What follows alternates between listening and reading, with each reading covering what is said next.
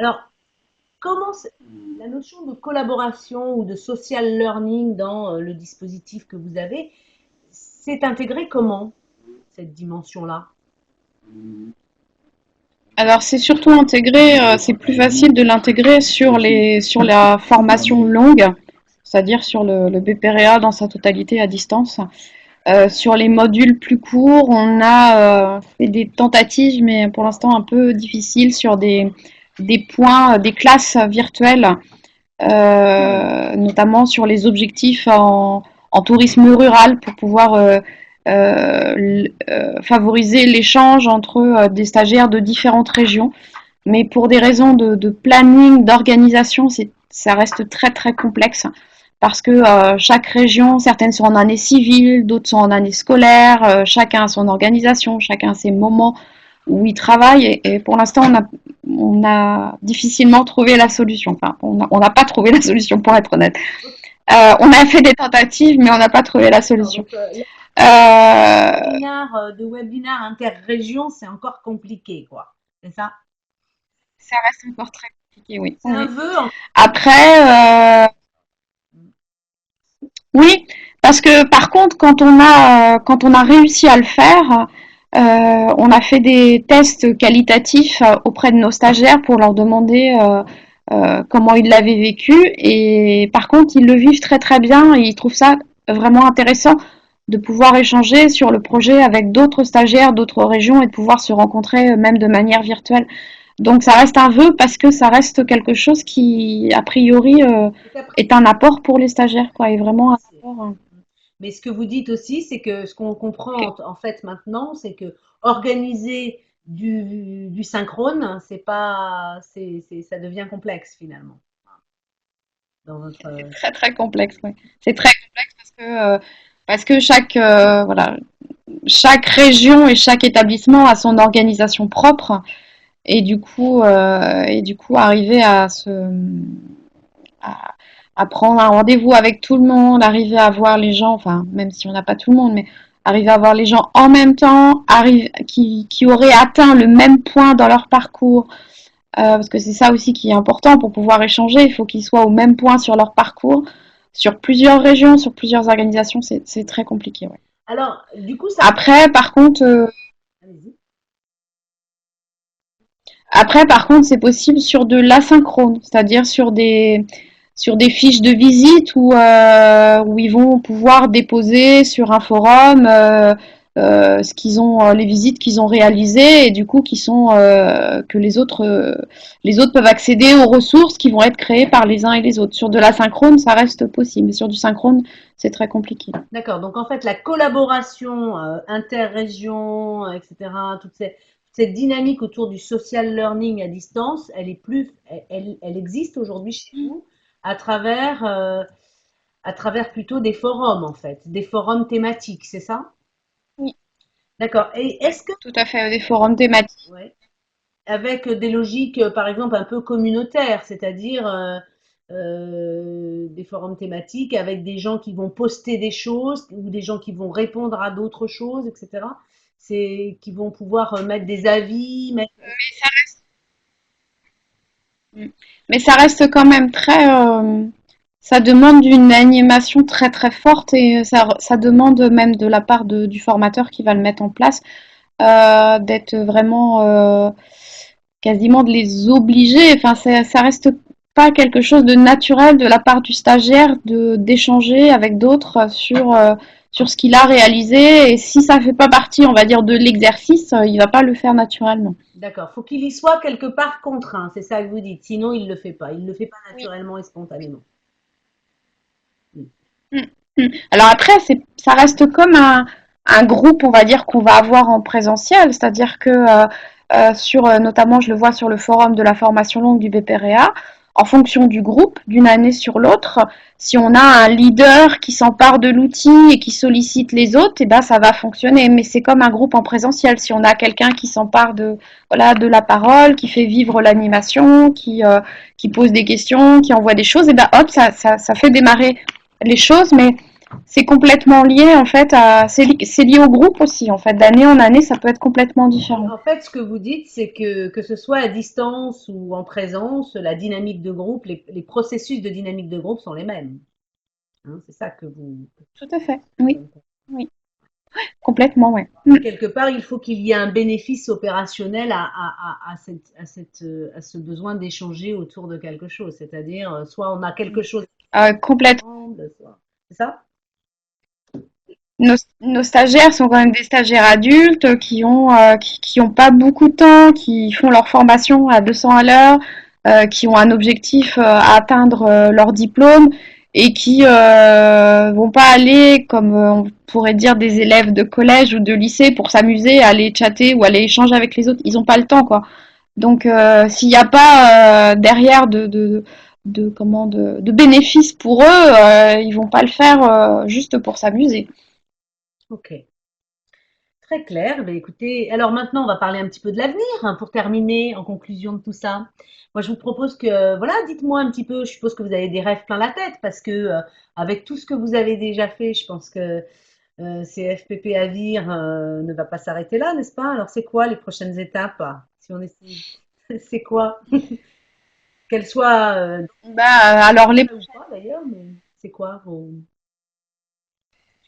Les prochaines étapes, à la fois, bon, il y a les étapes qui sont liées plus à des aspects d'évolution du contenu, hein, des aspects d'évolution de nos programmes, et puis de l'évolution de l'agriculture qui nous demande, nous, de suivre l'évolution de l'agriculture, et pour le coup, de modifier aussi, de faire naître des nouveaux modules de formation pour permettre à nos futurs agriculteurs d'évoluer avec la Allez, société. un scoop. Donc voilà, des évolutions. On travaille très fortement actuellement.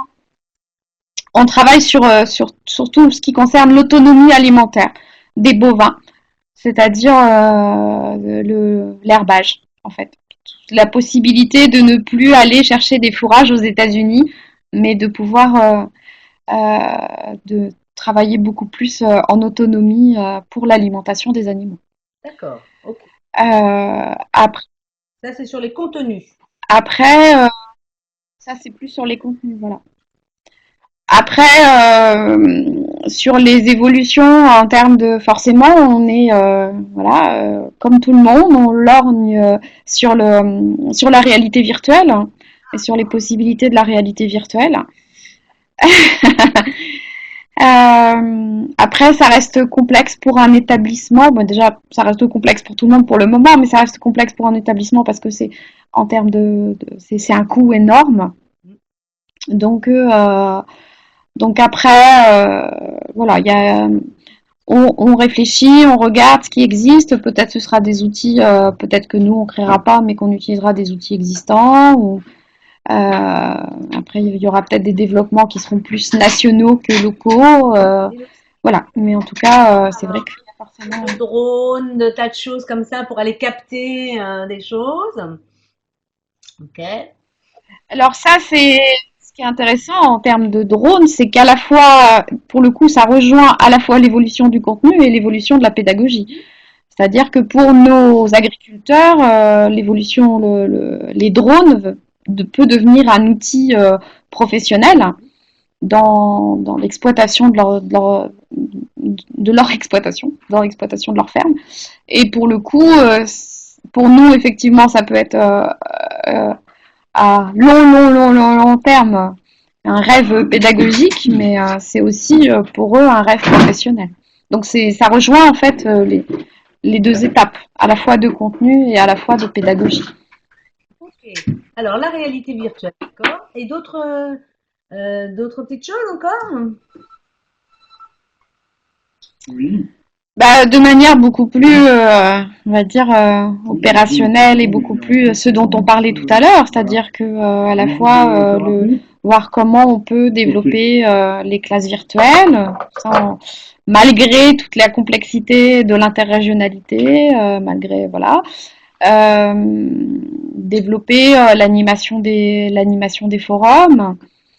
Euh, Pareil. C'est-à-dire qu'à chaque fois qu'on fait évoluer le contenu, on essaye de faire évoluer aussi les méthodes pédagogiques. D'accord, d'accord.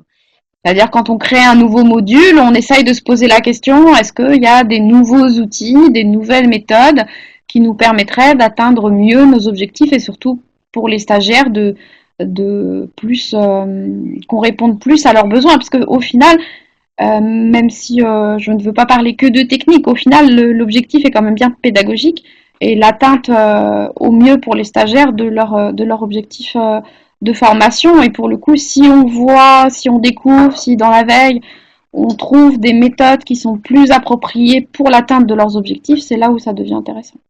D'accord. Et avez-vous y a-t-il aujourd'hui des difficultés que vous aimeriez, enfin des difficultés ou des compétences ou des choses où vous dites, il faudrait, voilà, pour atteindre ces objectifs, pour pouvoir aller plus loin, il faudrait qu'on s'améliore sur ça, qu'on traite tel frein, est-ce qu'il y a des choses comme ça qui restent un petit peu, qui sont un petit peu là, qui vous freinent en fait dans votre évolution ou c'est une évolution pour vous toute normale et qui est bien, voilà, qui pose pas de problème particulier, mais qui. Ben, une des difficultés, forcément, quand on parle de réalité virtuelle, une des difficultés est financière. C'est-à-dire qu'à un moment donné, on est obligé de se poser la question, à partir du moment où si on fait de l'analytique, c'est parfois un peu, on peut se faire peur, quoi. C'est-à-dire que si on veut développer tel ou tel module, c'est forcément des, à la fois sur le temps qu'on va y passer, où l'équipe pédagogique va passer du temps, bah, c'est forcément aussi du temps où on fait pas autre chose, donc c'est forcément des finances aussi. C'est forcément du temps de réalisation, du temps de production, donc du temps, et puis bon, éventuellement aussi sur de la réalité virtuelle, ça va être faire appel à des sociétés extérieures. Partenariat, ça reste compliqué pour le moment.